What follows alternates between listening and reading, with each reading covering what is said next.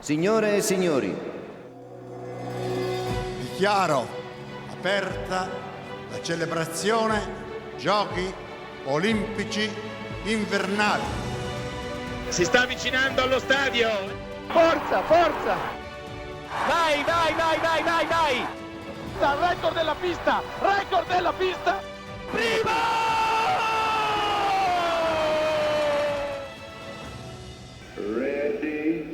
Buongiorno and welcome to Keep the Flame Alive's Day 10 coverage of the Milano Cortina 2026 Winter Olympic Games. I am your host, Jill Jaracz, coming to you from Schook House, joined as always by my lovely co-host, Alison Brown.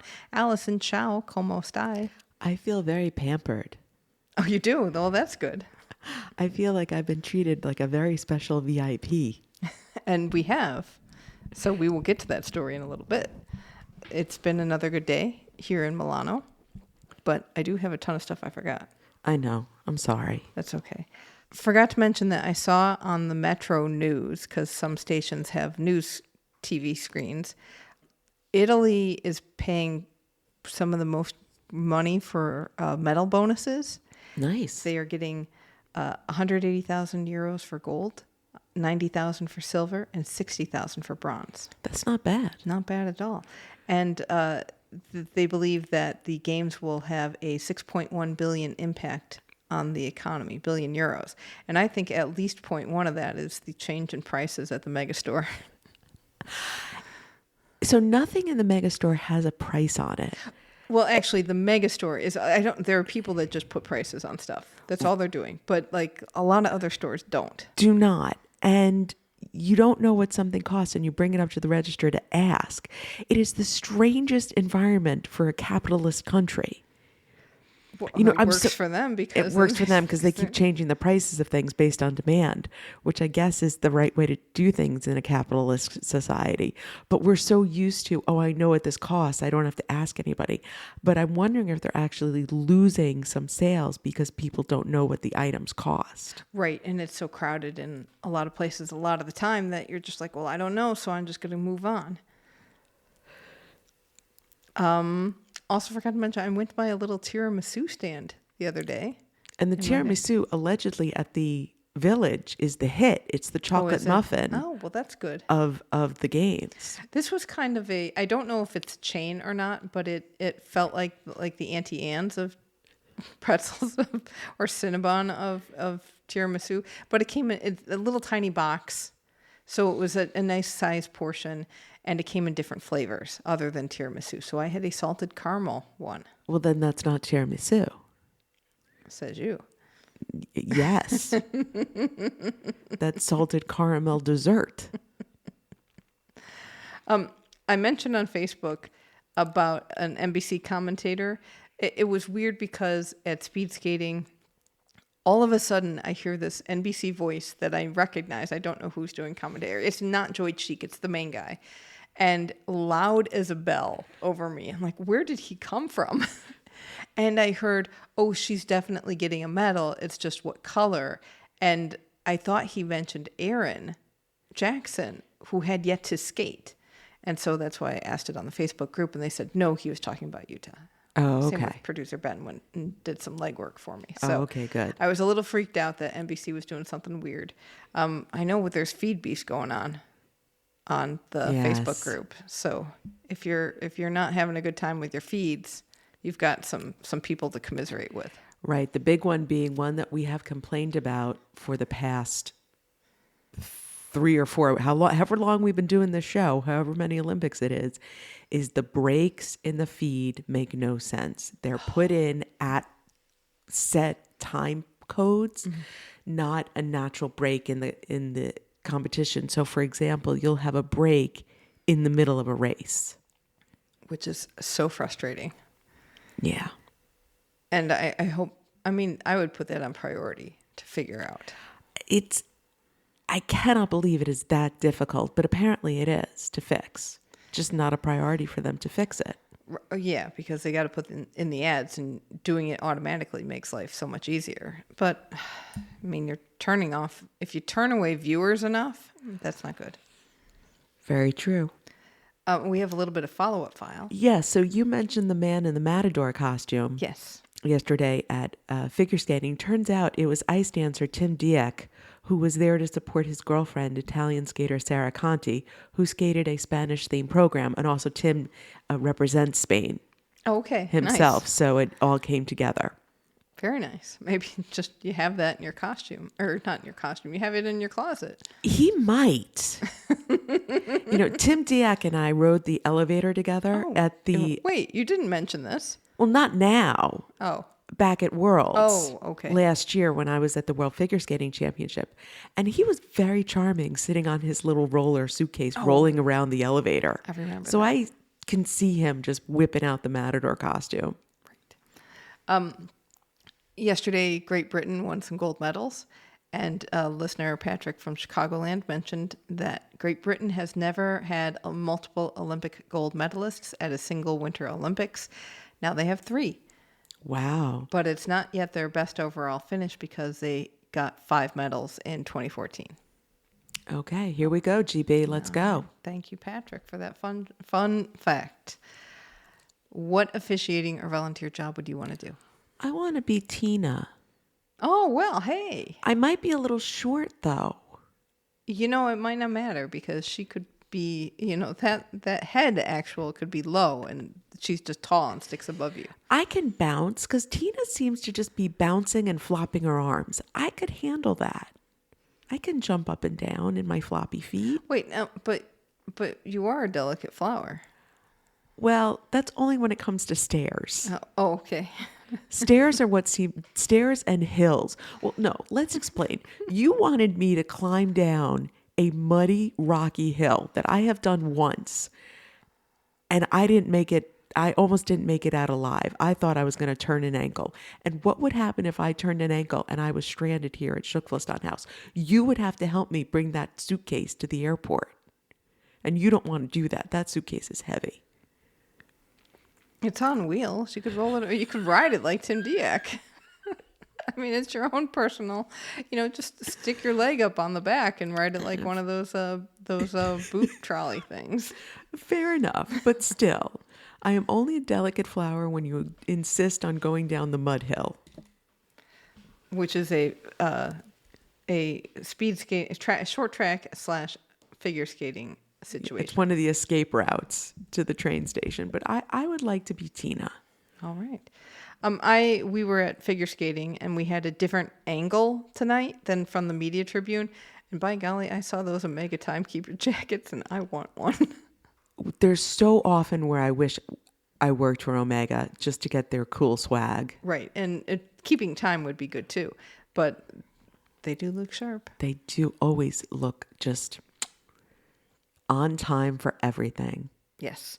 Can you imagine, though, if you worked for Omega, you could never be late for anything because people would make fun of you relentlessly. Probably. That must be hard. Huh. And people are always asking you the time and be like, oh, you don't know what time it is, Omega Man. Like that. Maybe it's time for you to get a watch. I got a line on one. I wonder if they have different watches in that jacket and just open it up when people need it. You want to buy an 8? Yeah, right.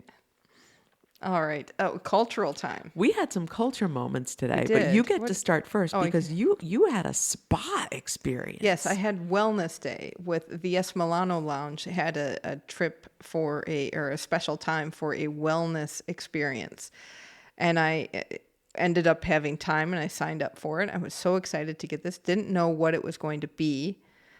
Got the address of the place and looked it up. And I said, oh, I know where this is exactly because Charlotte and I walked right past it when we were trying to find the metro station after the opening ceremonies and wandering all over the San Siro area. Well, that worked out well then. It did work out well. So that made me feel good about myself. Well, this turned out to be a thermal bath place. Oh. Which, oh my gosh, I love thermal baths.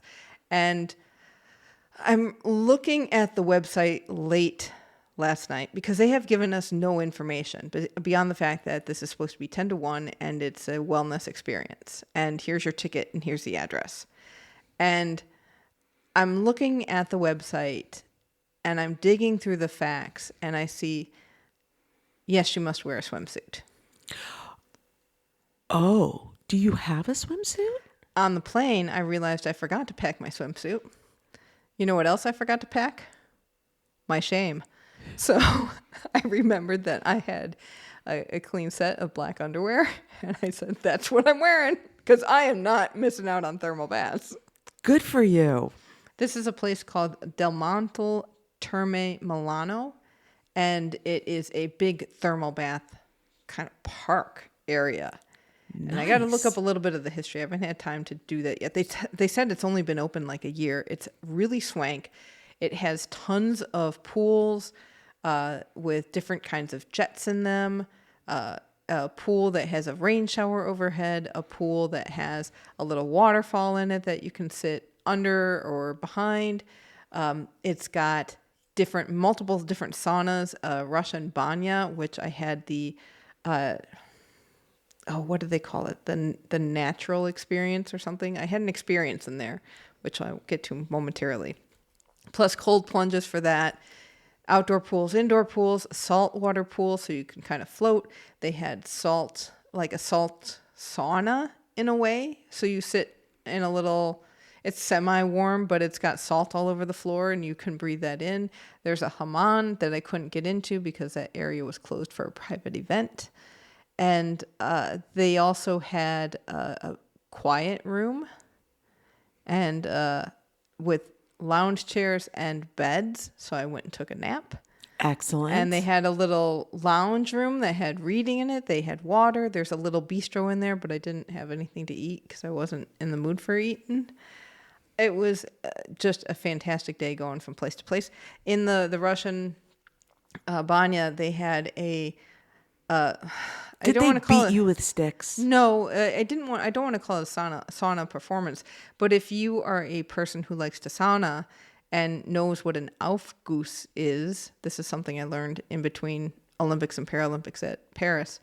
That is kind of a sauna performance, and they have a saunameister, and he's got these big ice balls that are like the chipped ice, and it's kind of pushed together into a ball, and it's got essential oils in it. And they do a whole thing where they put the ice onto the sauna and they smash it, and then they wave big fans, different kinds of fans all over you. And this banya it could hold like 50 people. It's huge. And this experience was similar to an Aufguss, but they dump some water on the sauna rocks, then you put the ice cube on, or ice ball, smash it up. It's got essential oils in it. So one of them was eucalyptus, and I think another one might have been more citrusy. And then another step of the process, he took a big fan, then he did towels, then he did a flag, and he's just waving it all over and making sure everybody gets like a whoomph of heat over them. And a whoomph of essential smell as well. Yes, and then there was also, new to me, was the birch branch, which was soaking in water, and he'd whip it out of this bucket of water and fling it over you. And that was fun. And at the end, once he had done both balls, there was still some crushed ice in the bottom of the bucket, and he threw crushed ice on everybody. Oh, jeez. It was awesome. It was so good. And there's music playing, and it's a whole thing. And then you go outside, and then you jump in the cold pool, and then you go crazy because you're like, oh my gosh, this cold pool is really cold. So excellent day at the wellness spa. 10 out of 10. Would highly recommend if you're going to Milano. This is a really nice place to spend a day, even a few hours, just relaxing. Bring your swimming costume. Oh, yes. Okay. And then the other part of it is when I checked in and they were like, oh, what outlet? Two lovely women helping everybody out. Oh, what outlet are you with? Oh, and keep the flame alive. Oh, Alison. No. Alison. Oh, she's coming. I'm like, I don't think so. No, she signed up. Alison is coming. Alison is coming. I'm like, oh, okay. I never saw Alison come. But it's like, there's a fab club now, Friends of Alison Brown. You apparently have a reputation with the Yes Milano people. I'm terrified. It was actually it was charming, and yet like, she is coming. She will not disappoint us. Well, I did not have a swimming costume. Did you know that you needed a swimming costume? Oh, wait, because I was on the train on my way there and then opened up my email. I was on the train by 9:30. The email came in at 9:15. Oh, don't forget your swimsuit. Right. I saw that email, but I already had decided I was not going on the wellness. Disappointed your fans. I disappointed my fans. Well, I did sign up for another experience, so apparently I better show up to that or I am in big trouble with my fan club. Are the Fab Club. Can't be disappointed You know anymore. who else is in the Fab Club? Who? Eric Heiden. No, he's not in the Fab Club because he doesn't know you exist. It's not a two-way friendship in the Friends of Eric Heiden Club. What was our other cultural moment today, Jill? We had an on-location experience. We had an on-location experience. So On Location was very kind. They offered for us to come and go to the suite for the pairs final. So we got to go and actually be on-location guests like normal people are when they go to an event. Yeah, and see what it's like to have a hospitality package. And so we got treated to Prosecco and food and a private entrance and a special elevator and a whole little skybox. It was lovely. And there were about 1, 2, 3, 4, 5, like 5 other people in the skybox, plus a couple of on-location people popped in and out. So not a ton of people. No. The skybox had a good angle because this is the first time we saw judges' table. This is true. We didn't have a great angle to the back corner of the rink, but everything else was better than the press box. Yes. And Meredith, I finally saw what you were talking about on the Facebook group about the second and third place winners, where they sit, because you had asked what the deal was with that. When you look at the first place winner, or who's the leader, they're on a couch next to the kiss and cry. Correct. And then the second and third place ranked people as of that moment are kind of in the corner, tucked away. So you can't necessarily see them from the rink, depending on where you are sitting, but they're there for TV. They're perpendicular to the kiss and cry, but behind the wall. So they're kind of tucked in sideways. So you can't really see them in the arena. But like you said, it's angled for television. Exactly. There's a camera there. Our on-location server yelled at us because we weren't drinking enough Prosecco. Yeah, we both had a glass of Prosecco to start, and he was very happy with us. But then we switched to Coke Zero, and he was very disappointed us. Also very disappointed that we weren't eating quickly enough, so he made plates for us. Yeah. But what was really funny was he didn't put the same things on both of our plates. So you apparently looked like someone who would like the little pizza, and I look like someone who would like the salami, which I am not, but I guess I look like a salami person. So the food was quite good. Food was lovely. Was very Russian good. salad. Which it has tuna in it, and that's not my jam. So less than lovely for me on that. Nicely decorated suite. It had pictures of different athletes. Ours was more speed skating or short track skating themed. And then we were in a row of suites and lounges. There were some places that were bigger lounges for people and some that were private suites and other skybox type areas. And it was really fun. It was a great experience. Made friends with Ryan, who is hopefully going to be listener Ryan. So if you're out there, Ryan, thank you for putting up with us, crazy ladies. We had a grand old time talking figure skating with Ryan. And Ryan showed us what he got as a gift, because most regular people got gifts. And it was a little hockey puck. It wasn't a little hockey puck. Well, it was a regular sized hockey puck. But lucite. Mm-hmm. It was fancy. In a little presentation box. It was quite nice. Yeah. So it was a good time. It was a lot of fun. And I would definitely go back if they invited us again. Oh, well, of course. I think the one thing is, we had a row of seats that was right on the edge of our box so that we could see. And then there was a table behind us and some high chairs at that table. If you sat at a high chair, your visibility was not great. No. Unless you were tall, maybe. Yes, because that one gentleman was sitting and he seemed to be fine, or he might not have cared as much about why he was there. He was there, it looked like, with his wife and daughter. And they were very interested in what they were seeing. So we had to play musical chairs a little bit to get a good view. But ultimately, nice little thing. Yeah, fun experience. Yeah. So And fun to go to an event. Well, first of all, we don't usually get to go to events together. Right. So that was fun. We got to go to an event together. We should try and do that again before we're done. We might have to. We might have to, but I would like to do that anyway because that was fun. And to go through the normal door and go through the normal entrance. We went through the regular entrance. The regular entrance. Yeah, But no, not we had a through special door. yeah. We had a special With secret door. The red carpet. I know. There was like red tiles leading up to the special door for the skyboxes. So very nice.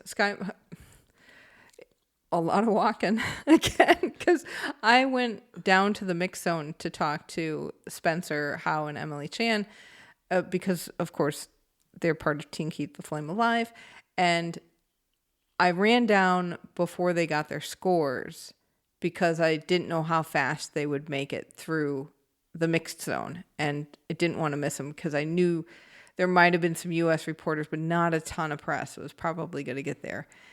And I get all the way down there. It's 5 floors and 5 arena-sized floors. And we get the word that they're in first place. They have to be on the leader's couch until they're off the podium couches. Which took quite a while because that was an ice maintenance break. Yes. That they were then being put on the couch. Yes. And then they also stayed on the couch for a couple of skaters. So then I walked back all up the stairs, and because the elevator was not working for where I wanted to go. Right. And that's maybe they disabled it during the event, but I don't know. Well, I think the elevator only goes down all the way to the bottom, and you weren't going all the way to the bottom. You were going to where the mix zone was. Right. So I don't think it stops in between. I think it's a 1 to 5. So all the way back up to a very comfortably warm skybox area, then all the way back down again.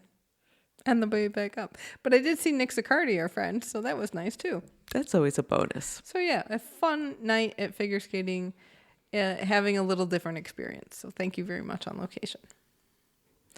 Before we get to today's results, we would like to take a moment to thank everyone who's donated to our fundraiser to get us here. If you have just found the podcast, we are doing 32 daily episodes from Milano Cortina over the course of the games. That does come with some bills, and we are a primarily listener-supported podcast. So if you do appreciate what we're doing, and if this is enhancing your games experience, we would appreciate a donation to keep our flame alive so that we can do this again throughout the years, because we are year-round, and into LA 2028. You can go to flamealivepod.com/support to learn more. And we do have some exclusives that are for our patrons. So check that out, flamealivepod.com/support. And thank you to everyone who's donated so far. It really touches our heart when we have, 3 hours of sleep. And you're like, oh, wow. It's like, oh, thank you. This is why we do the show. Exactly. All right, let's get to some results. Alpine started, or rather Alpine is finishing, but today for the men, yes. For the men. So we had a wild men's slalom because this is my favorite piece. 53 skiers did not finish. Whoa. 39 skiers managed to get through both runs. Wow. Holy cow. It was quite a day. What I did not know about the slalom is that they reset the course for the second run. And different teams get to set the course. So the second setting was done by France. Oh, interesting. I don't know who did the first setting. Okay. So, one of the athletes said that it was really different from the first run, and the second run was very turny, and it switched a lot. So it was kind of like a hairpin, and it obviously got a few skiers. 53 of them. Yeah, because only a handful went out on the first run. It was all second run. It was craziness. Boy. So gold went to Loic Millard from Switzerland, who's got a full set now. He's had 3 races, 3 medals, ending with that gold. And silver went to Fabio Gastrein from Austria, and bronze went to Henrik Kristoffersen from Norway. Fun little fact about Henrik was he had won the same medal, the bronze, in Sochi 2014 when he was 19. Wow. He was 4th in Beijing. So he's been doing this a while. That's incredible. So one of the favorites was Atle Lee McGrath from Norway. Yes. And he led after the first run, was leading in the second run, straddled the gate, and then that was it. So he is out and then proceeded to have the gold medal meltdown that I have seen. He stomped over, he took his poles and he threw them over one side of the fence. Mm-hmm. And then he stomped over and stomped out of his skis. He climbed under the fence and just started walking away from the course. He fell a few times. And then he just laid down. And then he just laid down in the snow and cried and stomped his feet and, probably wanted his mommy. I don't know what was happening there. I mean, I understand being upset, but this little tantrum was... It was tough, and it also probably didn't help that the Swiss coaches happened to be where he turned out and straddled the gate. So they're cheering because they know their guy won. Right. They're not cheering that he failed. They're cheering that their skier won, but it certainly came off as they're cheering in his face and kind of rubbing his nose in that mistake that he made. He did say he wanted to get away from everything, but he didn't because photographers and police, which I think medical, they found him. And this has been kind of a tough game. His grandfather died on opening ceremony day. Oh. So he's going through some stuff. Yeah. Over in bobsled, we had the first 2 runs for the men's 2-man. Germany is in the top 3 spots. Germany's Lochner and Fleischauer are in first right now. They set a track record in the first run. The German team of Friedrich and Schuller are in second place. They're going for a 3-peat. And the German team of Alma and Schaller they're in third.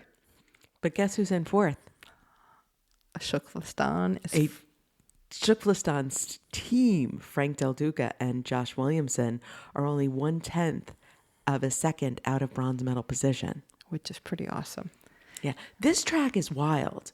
We were watching this today, and I thought it was me that was thinking it was very narrow, both width-wise and height-wise. And that's why the women yesterday were bouncing off the top left and right. But then you watched it and said the same thing. No, it really is quite narrow. It looks that way on TV. Maybe it's not in person. Because remember, Chris Vogt said they couldn't reuse the old track because it was too narrow for today's big bobsleds. And it looks too small in some places. It really does. It really looks like the bobsleds don't quite fit. So we might have to do some investigation on that. And our Shuklastani Anna Edelman for competing for Israel is in 26th. We also had the women's monobob last 2 heats. Yes, we did. How'd that go? That went pretty well for Shuklastan. So gold went to USA's Alana Myers-Taylor.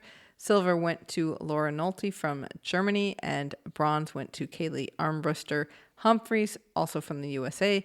In the third run, Ilana and Kaylee tied for a new track record. So that really set the tone for the rest of the event. Alana Myers-Taylor now has 6 Olympic medals. This was her first gold. She ties Bonnie Blair for the most medals by a U.S. female Winter Olympian. And Ilana Myers-Taylor said that at her first games in 2010, Bonnie Blair was one of the people who welcomed them into the Olympic family. So she's like, oh, this is such a wild starting point that she was the one who brought me into the games, really welcomed me in, and now I'm equaling her record. And she's got a chance to break that record because she's still racing in the 2 women. Over in curling, we had the women had the most games of the round robin tournament today. Sweden beat Switzerland 6-4, and Switzerland's ranked number 1 in the world currently. So trying to figure out how this all stacks up. This was a big win for Sweden today. Canada beat China 10-5. Great Britain beat Denmark 7-2. Italy beat USA 7-2, which also a big win, seeing as how the Italian team has been doing so far. Korea beat China 10-9. That must have been a game. Switzerland beat Great Britain 10-6, and Canada beat Japan 9-6. So the women's standings are: Sweden is undefeated at 6-0. Korea and Switzerland and the US are all 4-2. Canada and Denmark are 3-3. China and Great Britain are 2-4. And Italy and Japan are 1-5. That Great Britain is quite a surprise as well. I mean, I realized the team turned over. Eagmer had retired and they have a new skip and it's new players. But still, for Great Britain to be 2-4, that's a bit of a shock. In the men's round robin, Norway beat Great Britain 7-6, Canada beat Czechia 8-2, Germany beat Sweden 7-3, and China beat Italy 11-4. And that was tough. That was a tough loss for Italy. And they said, even though they've had other losses in this tournament, this is the one that the first time they played really badly, they felt. So they made mistakes early on. Suddenly they're down 4-0, and it's really hard to claw your way back. Oh, So does my Amos need a hug? he does, I'm sure. I can hug him around his knees. That's true. Because he's like 9'6". In the men's standings, Switzerland is in the lead 5-0. Canada is at 5-1. Norway and the US are at 4-2. Great Britain is 4-3. Italy and Germany are 3-3. China and Sweden are 1-5. And Czechia is still winless at 0-6. So moving over to figure skating, we've got the pairs free. It was a wild night over in the pairs. Let me tell you, it was all about, once again, who could skate clean. And pretty much everybody said, I don't feel like doing that. I feel like making lots of mistakes. Not that they feel like it. That was harsher than I intended. But it was not clean skating tonight. Really, the only ones who went totally clean were our gold medalists, Miuri and Kihara from Japan, which pulled up from 5th place after the short program. We were talking about the shocking results last night. And here they are pulling off the gold medal with a powerhouse of a long program. Keep talking, I'm looking something up. Okay. And so gold went to Japan, Miura Riku and Kihara Ryuichi. Silver went to Georgia. And I believe this is going to be Georgia's first Olympics figure skating medal, to Anastasia Medelkina and Luca Berolava. And bronze went to Germany, who we thought after last night were going to come out with the gold, but they came out with the bronze. Minerva Fabian Haas and Nikita Volodin. Our Spencer Howe and Emily Chan finished 7th, which is quite an achievement for them coming out in the top 10. Sway and Han ended up finishing 5th. They had quite a nice program. A little bit of a mistake, I believe, in the side-by-sides. But yeah, they ended up 5th. And then my pregame pick, Conti and Machi from Italy, ended up 6th. Pretty good. Pretty good, but not where they should have been. I went down to the mix zone. I talked with both Spencer and Emily, and also Cam and O'Shea. And I gotta say, you know, Cam and O'Shea, both. O'Shea is just smiles, Mr. Smiles. Yes, he is. So happy to be here. And there was a moment in their program where they kind of relaxed. They got through a lot of stuff and didn't have the cleanest of programs. Yeah, but they got had through trouble in the side-by-sides, Yes. and they had trouble in a throw. So this is the first time I have noticed long fingernails on a skater. And I don't know if this is typical for skaters to have long fingernails. Generally, no, because of a hand grip. I would think, but I wanted to know a little bit about that without pointing it out and making it weird. But that was interesting to me. It was nice to see Deanna Stellato-Dudek and Maxime Deschamps skate. Not cleanly, but they skated. So she well. managed to pull it together with whatever the injury was from that accident a couple weeks ago. And they made it, they got here, and they skated, which is kind of an achievement. I do want to say that this gold is a bit of a Shuklistan gold by extension, because Megan Duhamel is one of their coaches. And we spoke to Megan probably in the first year or so of the show. And her husband's, their coach, Bruno Marcotte, said that Japan's performance is his vision of what pair skating should look like. So it was beautiful. It was powerful, which is what you want from that pair. And one more competition left for figure skating. It's the women. It's the big guns coming out. That's right. That'll be fun. Freestyle skiing. The women had the free ski big air. Gold went to Megan Oldham from Canada. She got the gold before the third run was done. Silver went to Eileen Gu from China. This is her second medal here, her fifth Olympic medal total. She is the most decorated Olympic woman in Olympic freestyle skiing. And then bronze went to Flora Tabanelli from Italy, and she's the first Italian woman to win an Olympic medal in freestyle skiing. It looked really snowy out there. They moved a lot of stuff. A lot of events have been moved around time-wise and day-wise because there was getting this storm coming through. So it was not a great day up on the mountain. In ice hockey, the women had their semifinals. USA beat Sweden 5-0, and then Canada eked out a win against Switzerland 2-1, although it seemed like when you look at the numbers, I believe Canada had way more shots on goal than Switzerland, and Switzerland got lucky getting one through. Marie-Philippe Poulin from Canada scored both of their goals, and she has now broken the women's Olympic scoring record and has scored 20 goals in Olympic play. Thank you, listener Brian, for sending us that fun fact. Right, and Poulin for a while there was day-to-day, but she came back for the quarterfinals, and no big surprise that she would come back during the eliminations and just pull out some goals. Just that's what she does. Gold medal match will be USA versus Canada, and the bronze will be Switzerland versus Sweden. Both of which can go either way, which makes the medal match exciting. In ski jumping, we had the men's super team competition.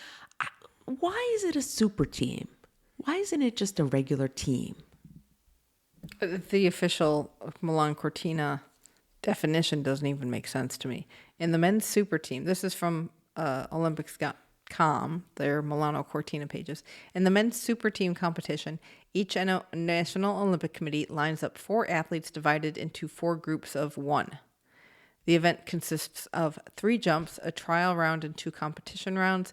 The top 8 teams from the second jump advance to the final, and that's all they say. So what makes them super? Just because they're jumping off a mountain? Maybe it's 4. Oh. Athletes. Okay, we're putting that on the follow-up file. And the sad thing is it was snowing so heavily that they canceled the final round, and the results stood. And Germany was none too happy about this. Oh, I'm sure. Because they were sitting pretty in 4th or something. Right. And gold went to Austria, silver to Poland, bronze to Norway. Norway was 6th after the first round and slid into the bronze. And Slovenia was 2nd and then went down to 5th in that second round. And the heavy snow that they got messed with competitors' vision, made it difficult to get height or speed on takeoff, and it probably wasn't great going down that ice hill. Right, as you can't see where you're going. Yeah, usually in ski jumping, you don't see these kinds of big moves between rounds. You'll see them move 1 spot, 2 spots, but not these jumps of 4 and 5. And I mean, like super jumps? Like super jumps in the super team. Maybe it's like the supers from The Incredibles, and they all have like extendo legs. Moving over to short track speed skating. You were there today. I was. And it was crazy because people were flying all over the place. So many accidents and crashes. and things happening, but not in the final of the women's 1,000, which was very helpful. It was a nice, clean race. Gold went to Zandra Velzeboer from Netherlands. This is a double gold medal games for her. Silver went to Courtney Sorrell from Canada, her second medal of the games. And bronze went to Korea's Kim Gil-lee. And Italy's Ariana Fontana finished fourth. Yeah, she was bounced out of position pretty early on in the race and just could never get past anybody. But she honestly didn't seem too upset. I mean, she's got, 13 medals to her name at this point? I think she's going to be okay. And then we had heats for the men's 500 and the men's 5,000 relay quarterfinals. So we'll be seeing the finals of those tomorrow. And wait, what day is today? Today's Monday. So I think we see that on Wednesday. All right. And that wraps up competition for today. I do really feel like we're on the backslide, even though we still have sports to start. It's true. So stuff is winding down, especially in Milan, it feels like. It's true. We're getting less and less multiple competition days. But Team Keep the Flame Alive is still competing. So who's coming up? Absolutely. Sean Doherty with Team USA in the men's 4x7.5 kilometer biathlon relay. Amber Glenn in the women's short program, and Frank Del Duca with Josh Williamson, and also Adam Edelman in the final 2 runs of the 2-man bobsled. Excellent. And we have a mascot? We have your mascot, Abby, the beautiful tortie cat, who I think at this point I feel like I need to know. So I think I'll be making a trip out to meet Abby. I hope she likes me after I've given her all this love. And we have shout outs. Yes, first one is Patrick Alog from Chicagoland, who says he's looking forward to your coverage, which is my favorite, makes following the Olympics much more enjoyable. Thank you, Patrick. Thank you, Patrick. And that's Patrick, like Patrick Baumgartner, who's from Italy, and he is competing here in bobsled in both the 2-man and the 4-man. And our second shout out is to Ian Teague from Columbus, Ohio, who wished us the safest of travels and the best bathroom stories. I'm sorry to disappoint you that we haven't had bathroom stories from Milan, but we've actually been quite bathroom successful. Yeah, except for our own toilet in Schuckflusdown house, which perplexes me on the regular. You have to just leave it flushing longer. I do leave it flushing longer, and then I feel weird because it's wasting water. I know. Because there's no, flush. It's just you're rinsing stuff down the drain. And I tell you, I did clean the toilet, and I turned the water on, all the way, and then I couldn't get it to turn off. And I'm trying to turn, and it just, keeps flushing. I can't get it and I think I was just turning it in the wrong direction. But yeah. I really thought we were going to have a situation where I just let the water faucet on all day. Oh no. That would have been bad. That would have been very bad. I might have had to. No, you were gone because I was like, I don't know what to do with this situation. It's a weird toilet. That's all I have to say about that. And some days that bidet's looking pretty good. But who's our Ian from Olympic history? Our Ian from Olympic history is Ian Whitehead. It's not the same spelling, Ian. Sorry to say that. But he is from Great Britain, and he is a luger who competed at Albertville 1992, placed 27th. And that is going to do it for this episode. If you would like even more of the most fun coverage of the games, hit us up. We are at flamealivepod.com. That is your source for our socials, newsletter, and direct ways to contact us. Be sure to tune in for tomorrow for what we forgot to tell you today. And you are sitting pretty on stuff. You're remembering everything. I think the truth is I'm just forgetting what I forgot.